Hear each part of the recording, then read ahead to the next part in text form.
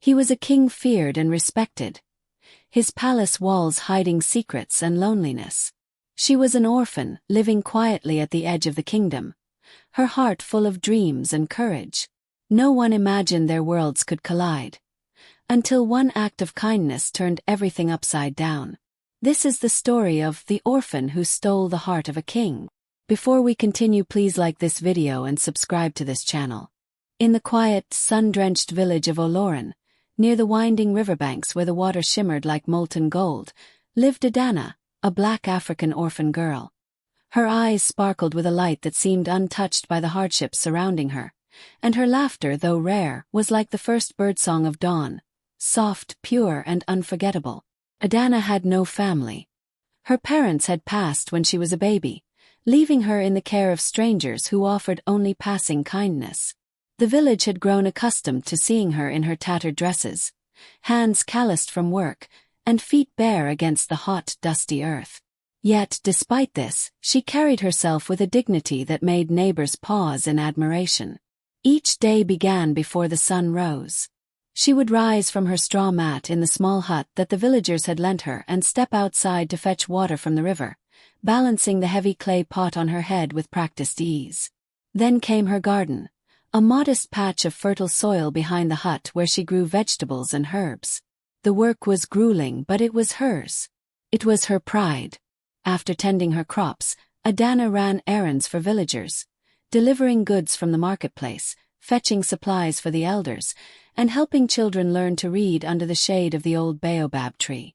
The village had learned to depend on her, though few ever thanked her properly.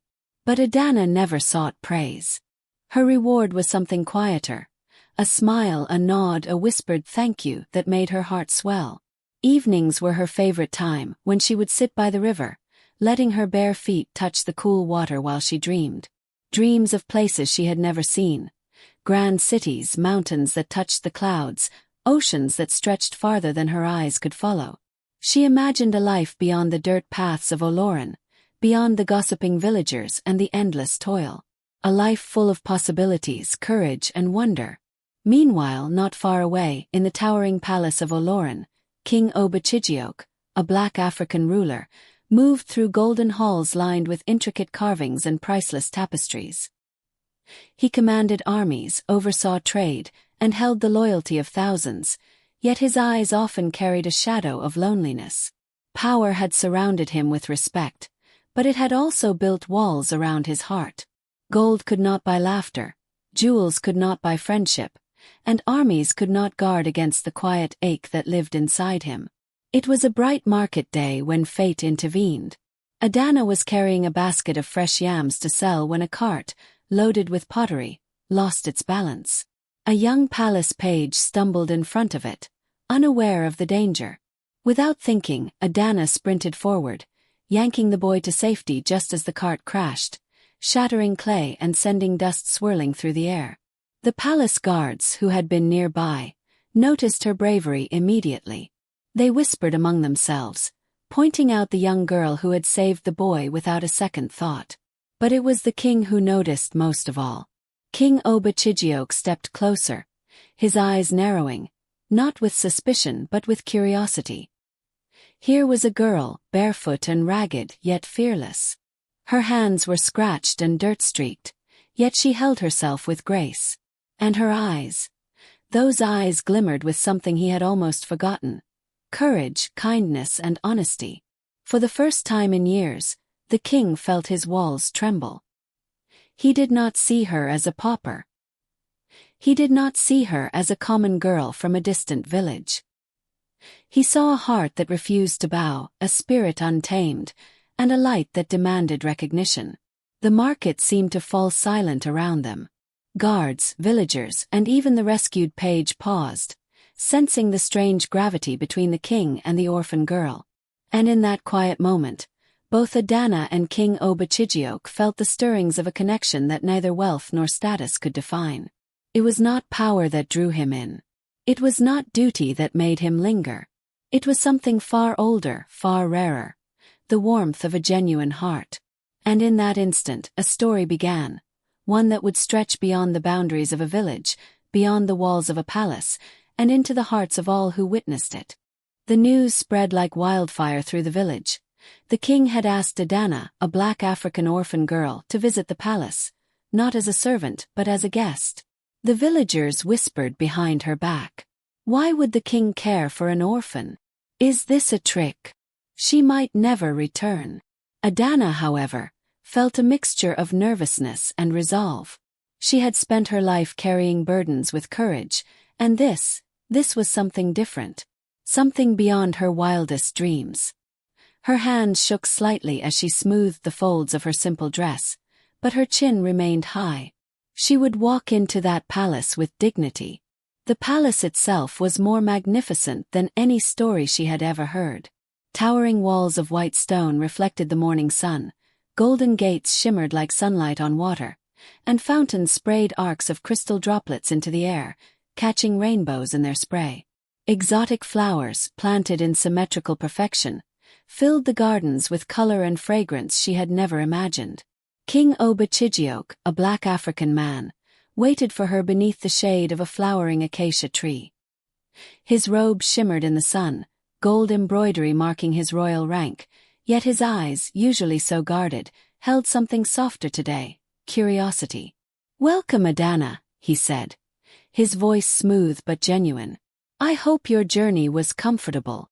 Adanna bowed politely, feeling the weight of the palace around her. "Thank you, Your Majesty. The journey was long, but I am honored to be here." From that day on, Adanna became a frequent visitor to the palace gardens. Each morning, she walked through the grand corridors lined with carved mahogany, greeted by servants who had never seen such humility coupled with courage. The king made time for her, not out of duty, but because he was drawn to her mind, her spirit, and the light she carried despite her struggles. They would walk slowly through the palace gardens, where fountains whispered over polished stones and golden sunlight filtered through flowering branches. The king listened as Adanna spoke of her life in the village, the riverbanks where she fetched water, the elders she cared for, and the children she taught to read under the baobab tree. Her words were simple, yet they carried wisdom he had never known. And when he spoke, he did not speak as a king issuing orders, but as a man longing to connect. They discussed books, ideas, and dreams of distant lands beyond the mountains and rivers. He told her of the burdens of leadership, the loneliness of power, and the decisions that weighed heavily on him every day. She listened not with fear or awe, but with honesty and empathy, offering insights and laughter that eased the shadows in his heart.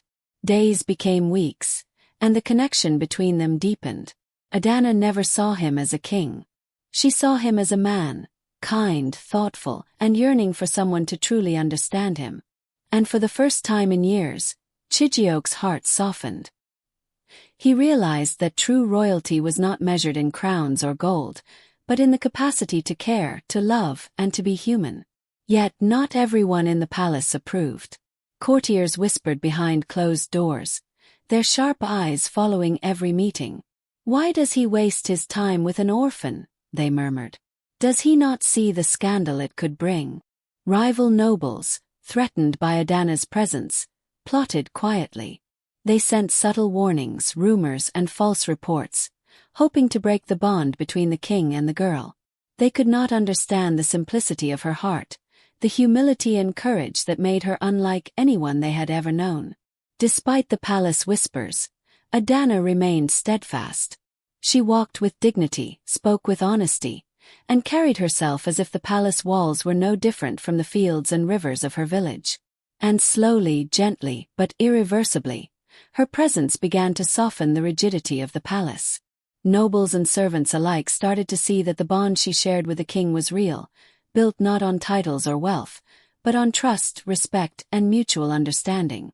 In the quiet corners of the palace gardens, under the shade of acacia trees and amidst the hum of fountains, a friendship was growing, one that defied tradition, walls, and whispers.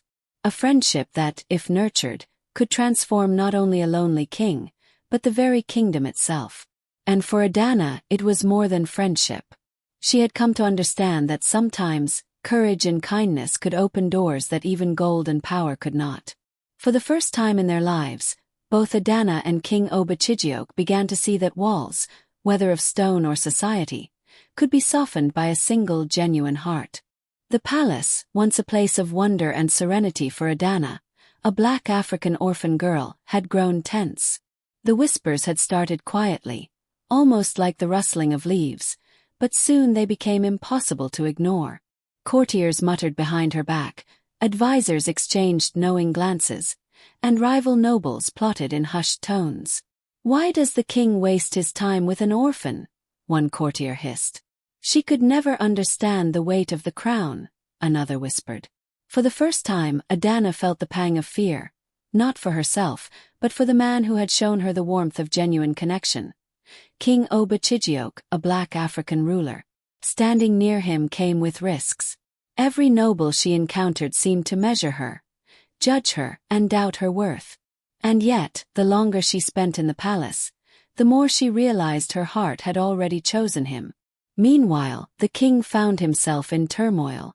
Every banquet, council meeting, and royal decree reminded him of the vast gap between their worlds. Could he honor his duties to the kingdom while following the desires of his heart? Advisors pressured him constantly, citing tradition, alliances, and the image of the throne. Yet, every time he looked at Adanna, he felt a spark of something rare and precious, a reminder that life and leadership were more than crowns and jewels. The shadows of jealousy grew darker. A secret alliance of rival nobles devised a scheme to humiliate Adanna publicly. They sent her a false message, claiming the king was angry at her audacity, that her presence in the palace had offended him, and that she was no longer welcome. For a moment, Adanna doubted herself. Doubts she had never known in her humble village crept into her mind. Was she truly out of place? Had she misjudged the king's intentions? Could a simple orphan like her ever belong in the golden halls of the palace? Then, she remembered the lessons life had taught her, the courage that had carried her through loneliness, the resilience that had nurtured her through hardship, the determination that had helped her survive as an orphan. With a steadying breath, she decided she would not bow to fear. Not today. Not ever. The next morning she returned to the palace, her head held high and her heart steady. She entered the gardens where the king waited, the morning sun spilling golden light over the fountains and exotic flowers. She walked with grace, dignity, and unshakable courage, knowing that she was not just defending herself, she was standing for the truth of her heart. The king's eyes softened the moment he saw her. "You are unlike anyone I have ever known," he said quietly, voice carrying both relief and admiration. "Your courage, your honesty, it humbles me." From that day, the tension in the palace began to shift. While courtiers continued their whispers and rival nobles schemed, it became clear that Adanna's presence was not a threat. It was a revelation. She had begun to break down centuries of rigid tradition, slowly, quietly, and irreversibly. Their friendship, now tempered by adversity, grew stronger. They walked the palace gardens together, sharing stories, dreams, and laughter, knowing that the eyes of the kingdom were watching, judging, and waiting for a misstep. But each moment together only deepened the bond between them, a bond built not on wealth, titles, or expectation, but on respect, courage, and the undeniable pull of two hearts that belonged together. And as the kingdom prepared for the grand festival, the event where alliances would be strengthened and royal marriages arranged, the stage was being set. The shadows of jealousy were closing in, but destiny had already chosen its path. Because in the palace, amid whispers and schemes, one truth had become impossible to ignore. Adanna had captured the heart of a king. The kingdom of Orphan was alive with color and celebration. Lanterns swayed in the evening breeze, their golden light flickering across ornate banners and polished marble streets. Musicians played intricate rhythms on drums and xylophones, filling the air with joyous melodies. Nobles in jewel-encrusted robes whispered among themselves, and villagers from nearby towns gathered to witness the grand festival, the event that would decide the fate of the king's marriage and, by extension, the alliances that would shape the kingdom for decades. King Chijioke, a black African ruler, stood on the balcony overlooking the gathering, his expression calm yet troubled. He had spent days preparing for this moment, expected to honor tradition by marrying a princess from a distant kingdom. Diplomats had arrived weeks earlier, bringing gifts of gold, silk, and exotic spices, all reminders of duty and expectation. Yet, his heart weighed heavily in another direction. Among the glittering crowd, Adanna, a black African orphan girl, stood quietly. She had been invited by the king as a gesture of courtesy, yet she knew the whispers that had followed her since her arrival at the palace. Many eyes were upon her, judging her presence, questioning her worth. But Adanna stood tall, letting her quiet dignity shine through. She did not need jewels or silk, her courage and heart were enough. As the princess arrived, draped in elaborate fabrics and glittering jewelry, all eyes turned. Courtiers nodded respectfully, diplomats whispered, and nobles smiled politely, expecting a flawless performance of obedience and tradition. Yet the king's gaze did not linger on the princess. His eyes searched the crowd with a quiet intensity, scanning past the golden robes and ceremonial banners, past the polished nobles and curious villagers. And there she was, Adanna, standing alone. Brave. Time seemed to slow. The music dimmed in Chijioke's mind. The bustle of the festival faded into a single, perfect moment. Gasps rose around the courtyard as the king descended the grand staircase, his royal robe trailing behind him, and walked past the advisors, protocols, and expectations that had bound him for so long. Each step he took echoed in the hearts of those watching. Whispers of disbelief rippled through the crowd. Courtiers clutched their fans in shock, nobles stiffened, and villagers held their breath. This was no ordinary gesture. This was a king choosing love over duty, courage over convention, and truth over tradition. When he reached Adanna, he extended his hand toward her. His eyes, warm and unwavering, met hers. "You have stolen my heart, Adanna, and nothing else matters," he declared, his voice carrying across the courtyard. A stunned silence followed. Then came the reactions. Gasps, murmurs, and blinking nobles who could not believe what they had just witnessed. The princess, regal and poised, froze in place, understanding that the king's choice had already been made. Adanna's heart raced. The world seemed to blur around her. She felt the weight of centuries of expectation, the pressure of tradition, and the magnitude of every eye upon her. Yet, through the whirl of shock and awe, she stepped forward, letting the king's hand guide her. She did not step forward out of fear or obligation. She stepped forward because love had brought them both to this moment, a love forged in honesty, bravery, and shared connection, stronger than any protocol or crown. As she joined him, whispers turned to quiet awe, and awe turned into muted cheer. The festival grounds, once tense with expectation, now hummed with the electric energy of destiny fulfilled. For the first time in generations, the palace walls felt alive not with fear or ceremony, but with the raw, beautiful power of love. A love that defied wealth, status, and tradition. In that moment, Adanna and King Chijioke became more than orphan and king. They became symbols of courage, of choice, and of hearts willing to stand against the world for what was true. And as they walked together through the palace courtyard, hand in hand, the kingdom watched, hearts changed, and history shifted, forever. If you want, I can next expand Chapter 5. A kingdom transformed, making the ending emotional, triumphant, and perfect for a YouTube outro that leaves viewers inspired. The weeks after the festival were unlike anything the kingdom of Orphan had ever seen. King Chijioke, a black African ruler, walked through his palace with a lightness he had not felt in years. Beside him was Adanna, the black African orphan girl whose courage and kindness had captured not just his heart, but the hearts of all who witnessed their story. Together they set about transforming the kingdom. Adanna brought fresh ideas, drawn from her own life at the edge of the kingdom, ideas born from hardship, resilience, and empathy. She championed programs to educate children in every village, ensuring that even the poorest had access to learning. She helped establish orphan care centers, gardens to feed the hungry, and apprenticeships for young artisans.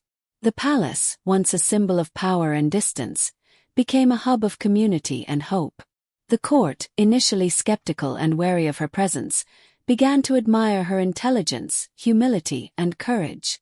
Nobles who had once whispered and plotted now sought her advice. They marveled at her ability to inspire loyalty and action, not through fear or status, but through genuine connection. Adanna did not seek recognition or praise.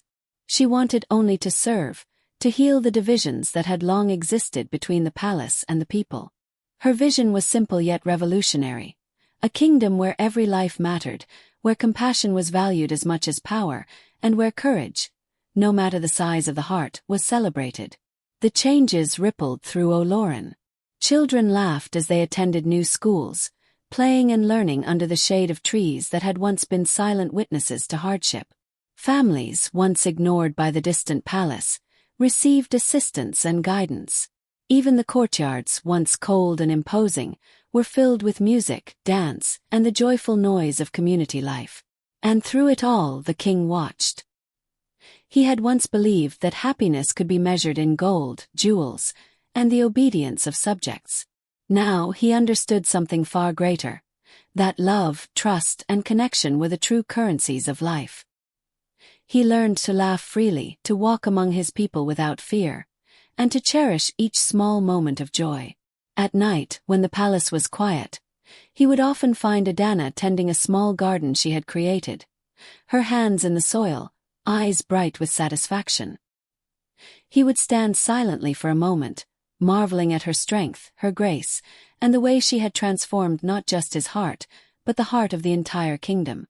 Adanna, in turn, saw in the king not just a ruler, but a man capable of growth, empathy, and profound love. Their partnership was no longer defined by title or rank. It was defined by respect, courage, and shared vision. The palace walls, once imposing and cold, now resonated with warmth. Laughter echoed through hallways, fountains sparkled under the sun, and children's footsteps filled the courtyards with life. The kingdom itself seemed to breathe easier, liberated from the rigid rules that had once governed every decision. And in this new world, the king finally understood the most important truth of all, that the greatest power was not in wealth or armies, but in the ability to love beyond fear, to embrace courage over convention, and to let one small, brave heart change everything. Sometimes, the smallest hearts carry the greatest courage. And even a king can learn to love beyond his walls. If you enjoyed this story, please like this video. Subscribe to this channel so you won't miss our next interesting story filled with love, lessons, and unforgettable moments. Until our next story.